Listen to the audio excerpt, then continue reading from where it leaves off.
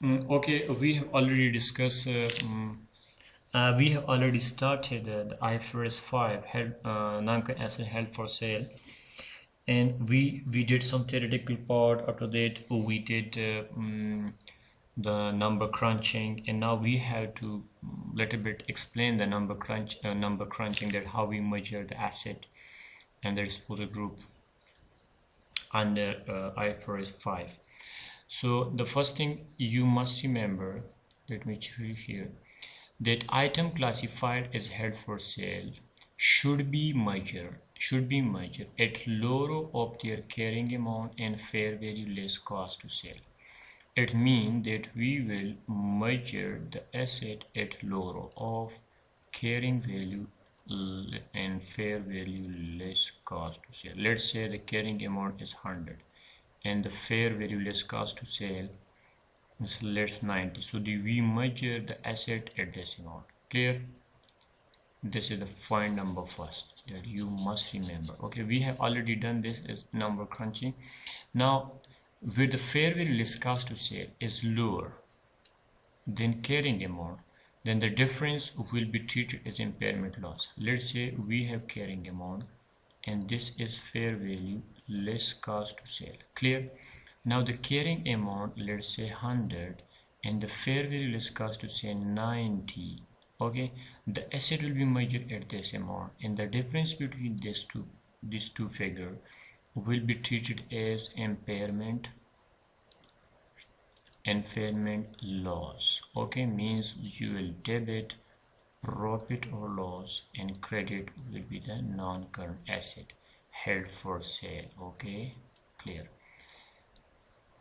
Now let's move on. We have another point. Let me explain that one. Okay, now if we are measuring, if we are using the revaluation model for measurement, then what you will do is, if you remember that I have told you before, that first what you will do, first you will depreciate the asset. The second thing, if you are using revaluation model, then you will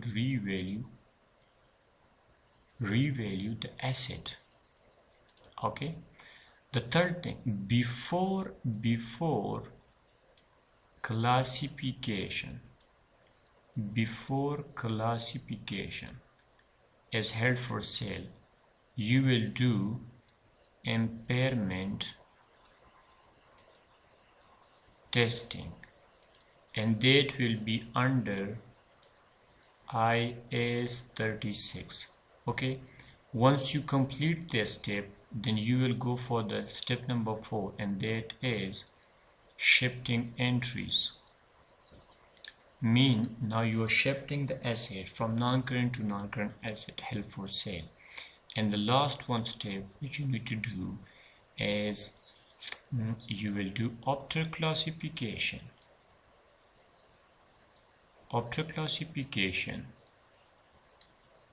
impairment testing, but this time you will follow IFRS 5 rule. Okay, now what actually this point showing you, that what if you are using revaluation model, then it meets the criteria of held for sale, then it should be revalued. Means you have to revalue immediately before it is classified as held for sale. Mean before classification you will what you will do, you will revalue that asset. Clear? Now once you revalue, then you will have to do impairment testing, and that impairment testing will be under under IAS 36. Okay, and it is then revalue again at lower of. Okay, once you complete this step, and after that you shift using you are doing the shifting entry. After performing shifting entry, then you will have after classification impairment testing again. Mean you have to again revalue revalue the asset, and it will be the lower of the lower of the carrying amount and fair value less cost of sale. We are using IFRS 5 rule, in IFRS 5 rule, the asset will be recorded at lower of carrying amount and fair value less cost to sale. So actually this statement showing the message here, this message that you should remeasure, that you should after classification impairment testing you have to perform, and according to, but this time impairment testing should be performed according to IFRS 5, and according to IFRS 5 the asset will be recorded at lower of carrying amount and fair value less cost to sale. Okay, now when a disposal group is being written down to fair value less cost to sale, so the impairment loss reduce the carrying amount of the asset and in order prescribed by IS 36. Clear? Now again can be recognized any subsequent increase in the fair value. Okay, this statement is very important. Again can be recognized for any subsequent increase in fair value less cost to sale, but this gain should mean if there is subsequent increase in the fair value less cost to sale. So this there is a gain. This gain will not be not exceed the cumulative impairment, mean the previous impairment, the total previous impairment. Let me show you here.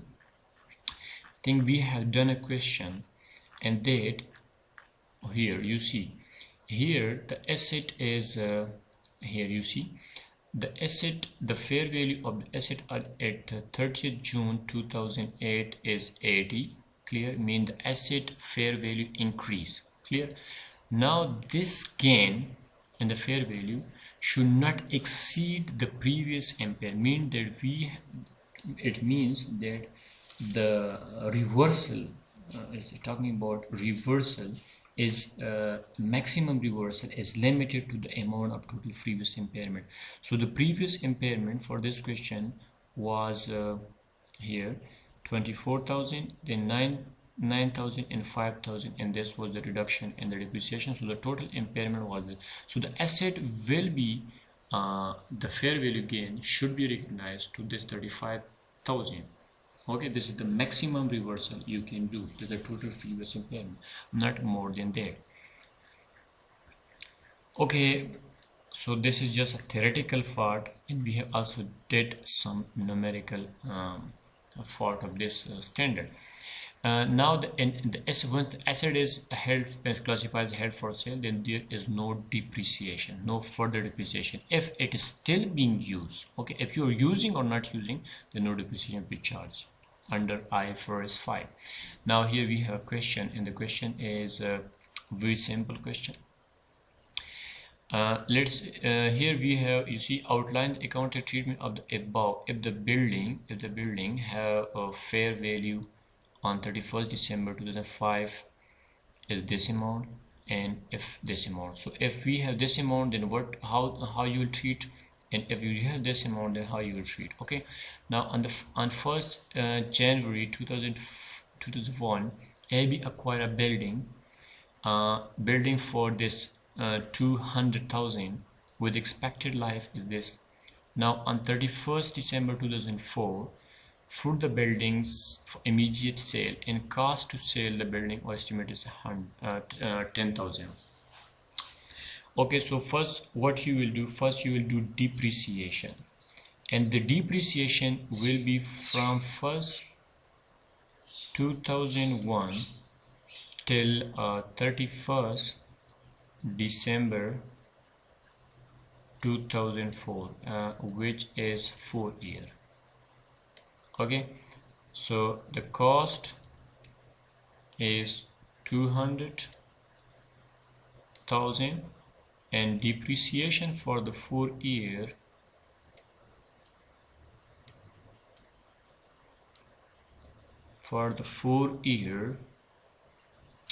will be, I think, 16. Okay, so the carrying value at 31st December 2004 will be 184,000. Okay, this is the carrying amount, and this is the depreciation before the asset being held for sale. Now once you complete this step, you have to do before classification. This is the step number 2 which you have to do before classification. Before classification,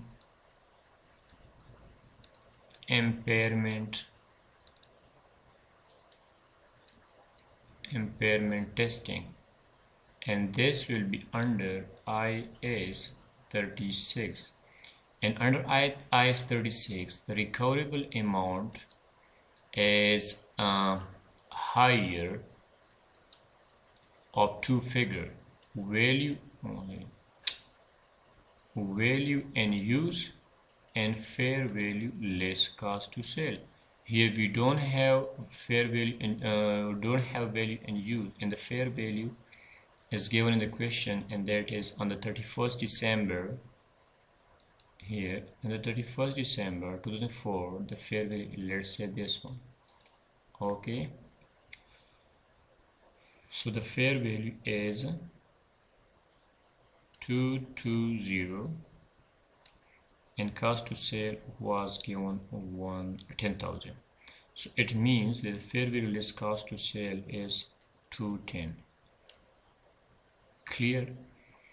Now the carrying amount is 184,000, and the recoverable amount is 210. If you see, this amount is less than this recoverable amount, so when the recoverable amount is greater than carrying amount, then it means that there is no impairment. So here we don't have impairment. Okay, now after completing this step before classification, we will have to do another step, and that is, if you remember, is the shifting entries. Okay, we will do shifting entry. We are now shifting the asset from non-current asset to non-current asset held for sale, and this is the step number 3, and this is the step number 3, shifting entry. Okay, so debit will be non-current asset held for sale, and the credit will be property, plant and equipment for the building. Okay, so this will be the 184,000, which is the carrying amount, and this one. Okay, once you complete shifting entry, then you will have to do the step number 4, and that is after classification impairment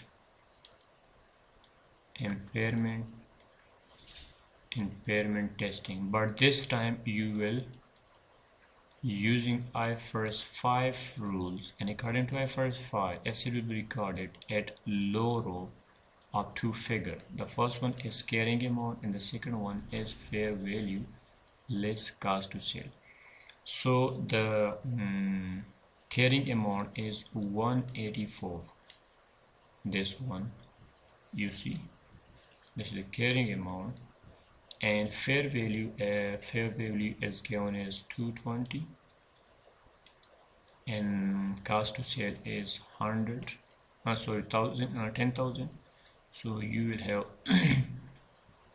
210,000. Now if you take the low row figure, then you will use this 184. So means the asset will be measured at 184,000. Okay, now come to the answer given in the book.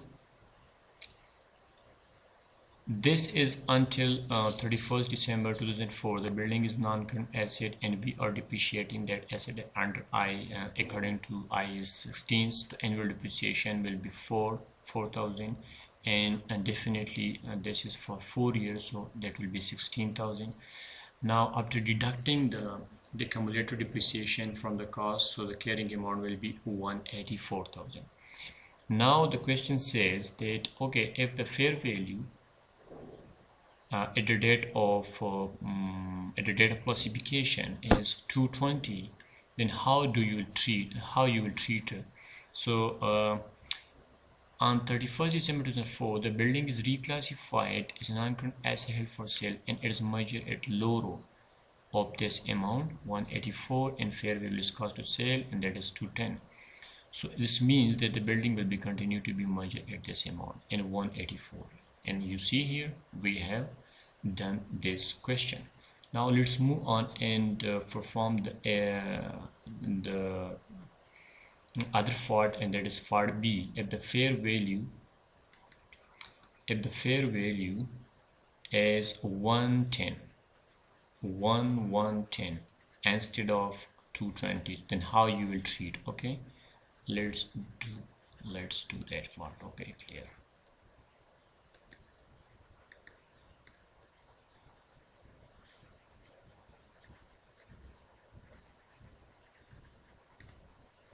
Okay, 1 minute. Okay, fine. Before first we have to do the same thing, depreciation. Okay, in this step we have already done, but let me do it again for you. The depreciation will be for 2001, 2002 and 2003 and 2004, and this will be under IFRS 16. So the cost which is given is 200,000, and the depreciation for 4 years will be the accumulated depreciation, and this divided by 50 multiplied by 4, you will have 16,000. So mean on the 31st December 2004, the carrying value will be 184,000. We have done this. Now after this, the asset has been classified as held for sale, and now the carrying value is 1110. So as I told you before classification, this is the step number 2. Before classification, you will perform impairment testing.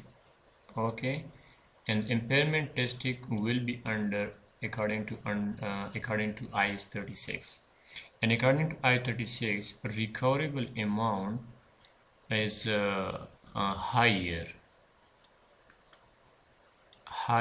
of value in use and fair value less cost to sale. Clear? Okay, the value in use is not given here, and the fair value is given at this state is 1110.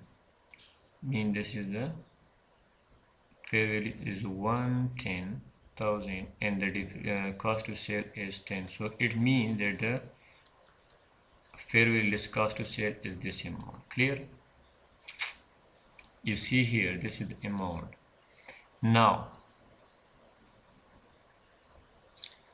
the carrying amount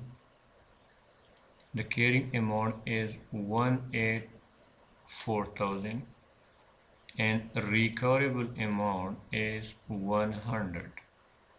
Clear?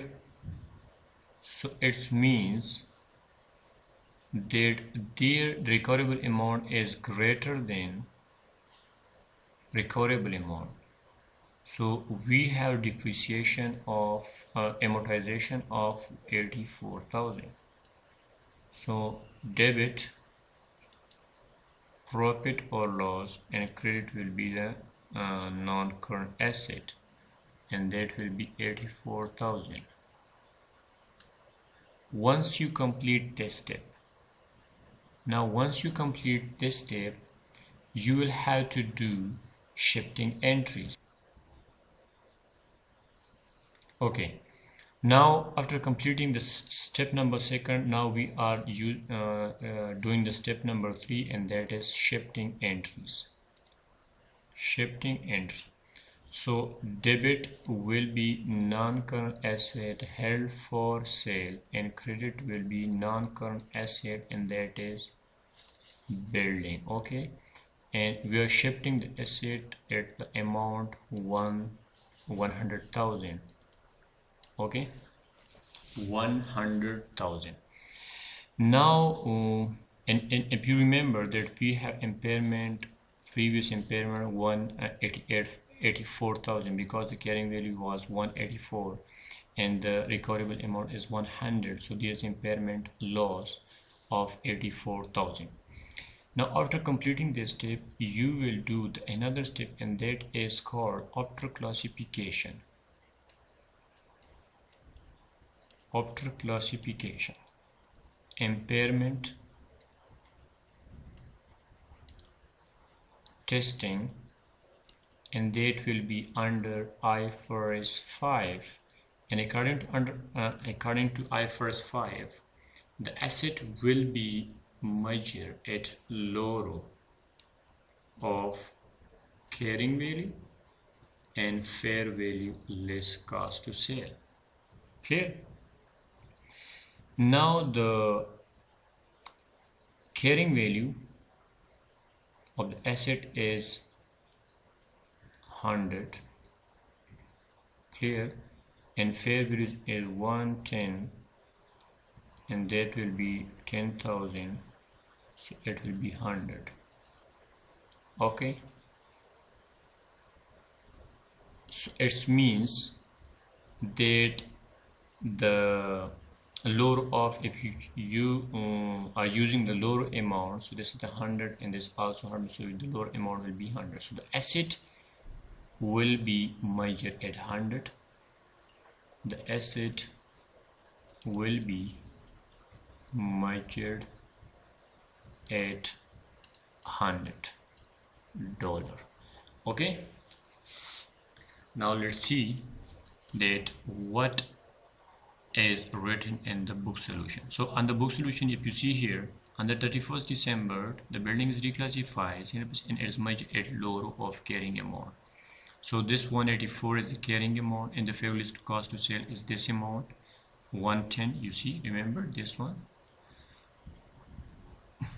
and this is the cost to sale. So you have to compare the 184 with 100, right?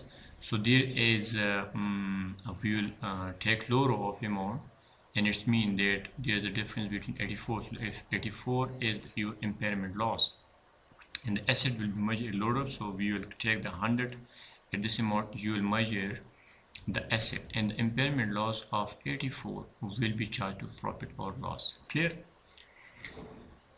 Now we have another question, and this is the last question, and this is all about revaluation model. If you are using revaluation model, then how you will treat a question. Okay, this is the Nash purchased a building for its own use on 1st January 2001 for 1 million. Clear? 1 million means 100,000. Clear? And attributed its useful life is 50 years. Using the revaluation model, and on 31st December 2002, the building was revalued to 1. This is 1.2 million, and 31st December 2003, the building. So mean after revaluation, the asset has been used under IS 16. Okay, before revaluation, it was also treated as under it will be treated under according to IS 16, and after revaluation, it also treated as under IS 16. But after 1 year, means 31st December 2016, the asset has met the criteria for held for sale, and after that you will have to treat the asset under IFRS 5, and the fair value was 1.1 million, so this is 1100.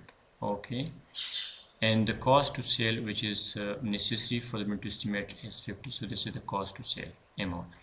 Does not make revaluation reserve transfer in respect of asset depreciation.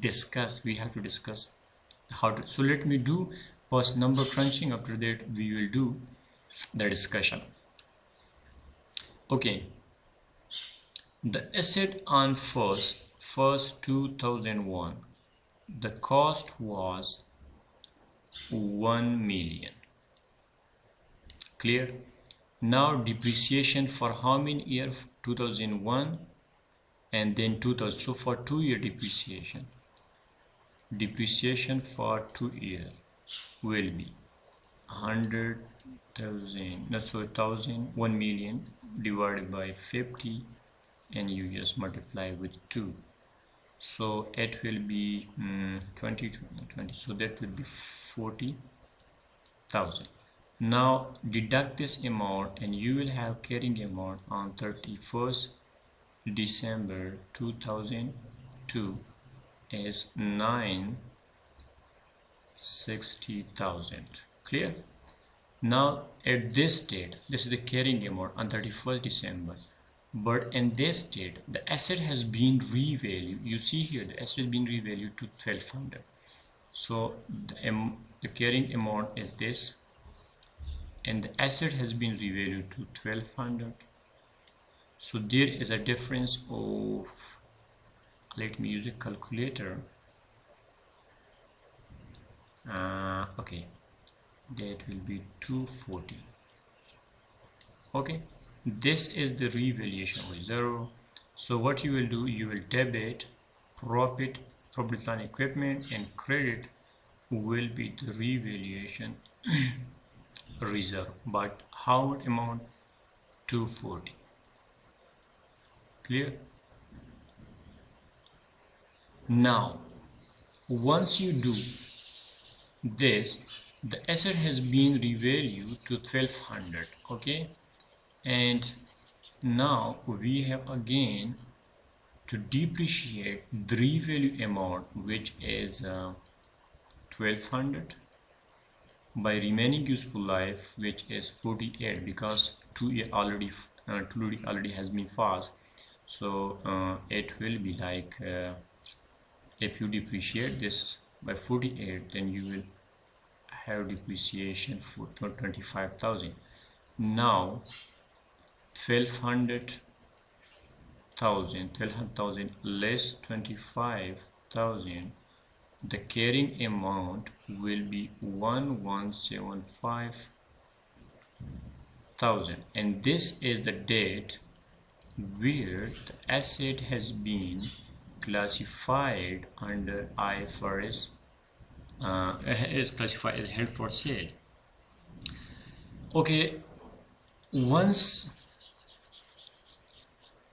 you arrive at this point, now the asset has been held for sale at this date. Okay, now if you see, the carrying amount is 1175,000. Clear? And the asset at this state is classified as held for sale. So what you will do, as I told you before, that first you will do depreciation. After depreciation, if there is revaluation model, then you will revalue the asset. Once you complete the step number 2 revaluation, then you will go for the step number 3, and that is before classification. Before classification and impairment testing. Before impairment, and that will be under IS 36. And that, in that case, the recoverable amount will be higher of 2 figure. The first one figure is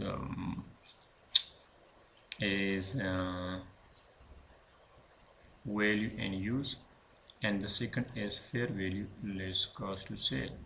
here value is 0, and if you see the fair value at this date is 1100 and cost to sale is 50,000. So it means the values will be 105,000. So this is the fair value less cost to sale. Now if we compare this value with this one, then you will get the impairment, if there is impairment. So if you see the recoverable amount is less than the carrying amount, so it means we have impairment of how much? 125,000. So debit will be profit and loss, and credit will be non-current asset, that is building, by 125,000. Okay, once you finish this step, then you will do shifting entries. Okay, now we are doing shifting entry. We are shifting the asset. This is step number 4, shifting entry. So debit will be non-current asset held for sale, and credit will be property, plant and equipment, and the amount will be this one. Okay, 1050 and 1050 and 000. Okay, once you complete the shifting entry, then again you will have to do to complete the step number 5, and that is after classification impairment testing.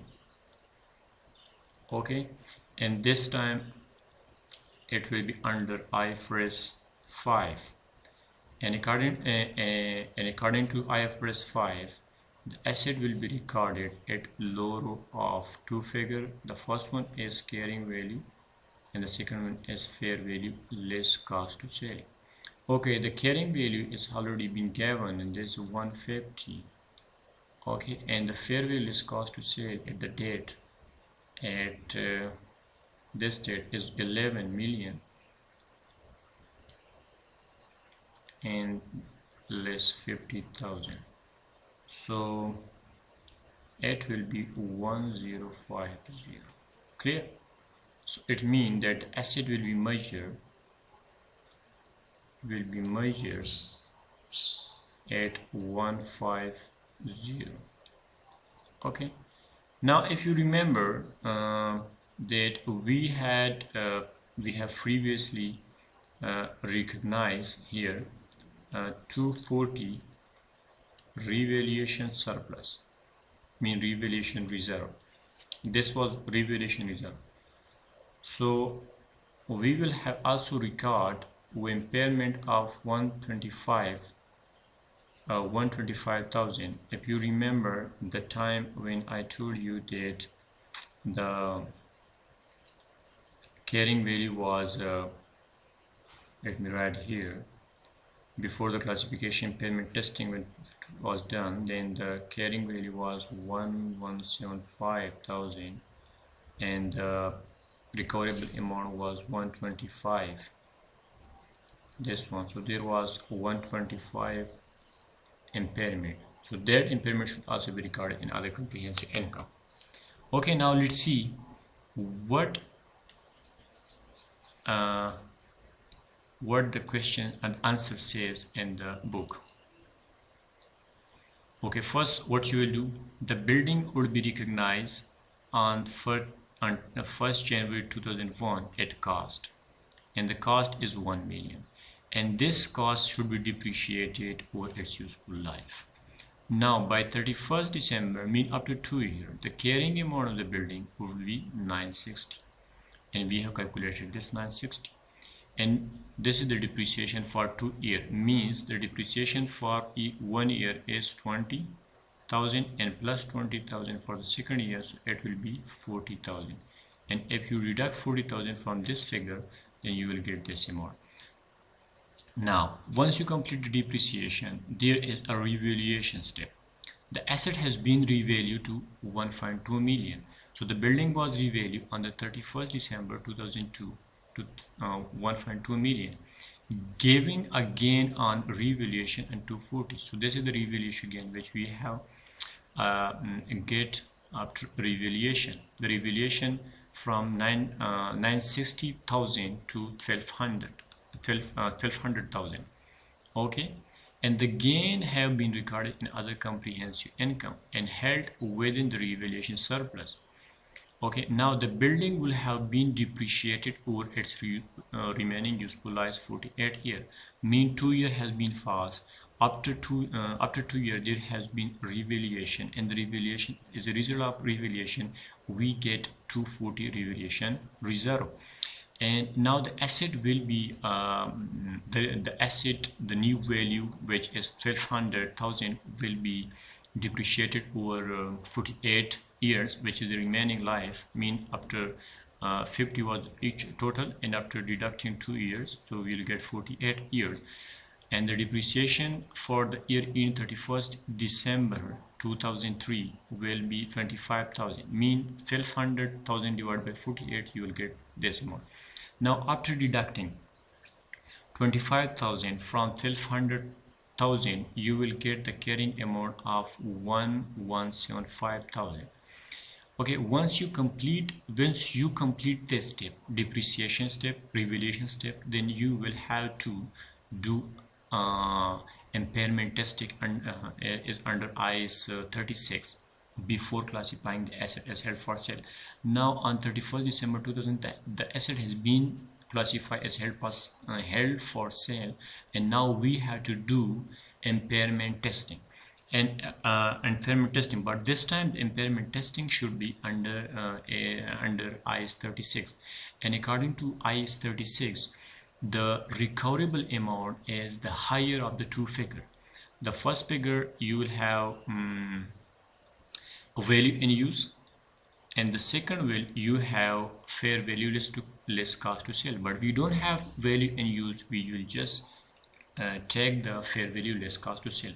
Now the carrying value, the fair value less cost to sell at the date when the asset has been classified as held for sale was 11,000. This is the fair value. Now deduct the 50,000, which is 50,000, which is the cost of selling, and you will have, I have done this here, you will have this amount. You see, 50,000 mean 1,050,000. This will be the fair value less cost to sell. Okay, so this will be the cost to sell, and after that you have to compare this value, this one. Let me do here.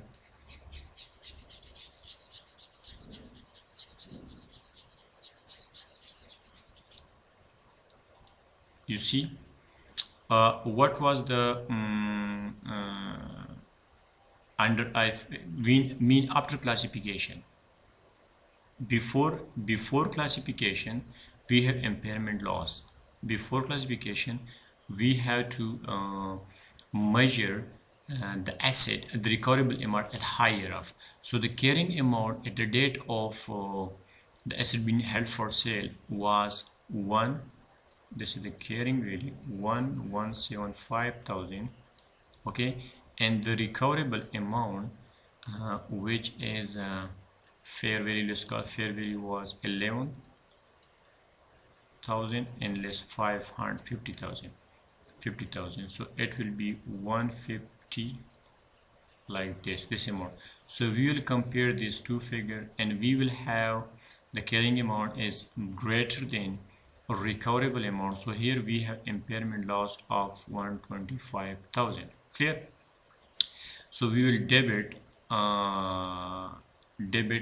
profit and loss account, and credit will be the property, plant and equipment by 125,000. Now the asset, we will shift the asset, and shifting the asset at this amount.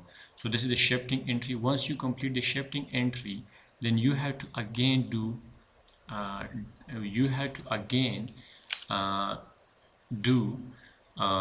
impairment testing, and that will be under IFRS 5. And according to IFRS 5, the asset will be recorded at low row of two figure. Carrying value here, let me clean this one. Okay, will be recorded at low row of two figure. The first one is carrying value, which is this amount, and the second one is fair value less cost to sale. So the fair value is 1100, and the carrying the cost to sale is 50,000. So it will be, both will be the same. So you will measure the asset at this amount. Okay, now if you see here this loss is 75,000 loss before, and after you add the cost to sale amount, this one, so the asset will be the total amount will be 125,000. Okay, and the 125,000 we have already, I think where we have the time when we compare the when we were comparing the 117,500 with this amount, then we will have 125,000 impairment loss, and they have done here 75,000 plus 50,000. Okay, this is the second question. Now let's do some other parts, and we have discussed already this part, and this is a presentation and the standard financial position, that how you present the non-current asset held for sale. So IFRS 5 states that asset classified as held for sale should be presented separately, means you have to separately present from other asset in the statement of financial position. You have to, the first thing what you will do, the first thing you have to do is to present those assets which are held for sale as separate from other asset. Number second, liability should also be presented separately. The major loss of asset liability as per held present must also be, mean you have to separately disclose all the information related to held for sale. Now where an asset are exclusively classified held for sale after held for sale up to the reporting date, but before the issue of financial date, then you have to disclose in the notes. Okay, this is the non-adjusting event up to the reporting date under IS 10. And okay, if there's changes in the plan, if let's say the asset which has been classified as held for sale and not sold within the 12 months, then what you will do? If the delay is caused by the event circumstances beyond entity control, means not in your control, and there is sufficient evidence that entity are still committed to sell the asset, then okay, continue. The accounting is held for sale. But if this is not your intention, this is not the delay is not due to uncontrollable factor, then what you will do, let me show you here. I have discussed this before. Here you remember I had told you before that if the asset has if not sold because of uncontrollable factor, then continue held for sale accounting. But if it's because of controllable factor, mean you are intentionally not selling the asset which has been classified as held for sale, then you have to revert back into the non-current asset. Okay, now this is the changes to a plan of asset. Now the second thing is here, if the criteria for the held of are no longer met, mean the criteria is no longer met, then the entity must cease to classify the asset as well held for sale, and the asset disposal group must be measured at lower of. You will take the lower mean criteria. If the criteria is no longer met, then you will have to see the classification is held for sale, and the asset must be measured at lower of two figures. First figure is its carrying amount before it was classified. Mean its carrying amount before the asset was classified as held for sale and adjusted. This amount should be adjusted for any depreciation, amortization, revaluation that would have been recognized had it not been classified as held for sale. Let's say the asset is no longer met the criteria. Okay, so you have to take the lower amount. The first one is you have to calculate two figures. The first figure will be the carrying amount when the asset is the carrying amount at the time when the asset is not being classified held for sale, and this amount should be adjusted for depreciation, amortization, and revaluation. Okay, and the second one is the recoverable amount at the date of the subsequent decision not to sell. So that time you compare these two figures. Let's say this is the 100 and this is the 80, so you will take the lower figure. Any adjustment required is recognized in the profit or loss, is a gain or loss. So any adjustment you did will be recognized in profit or loss.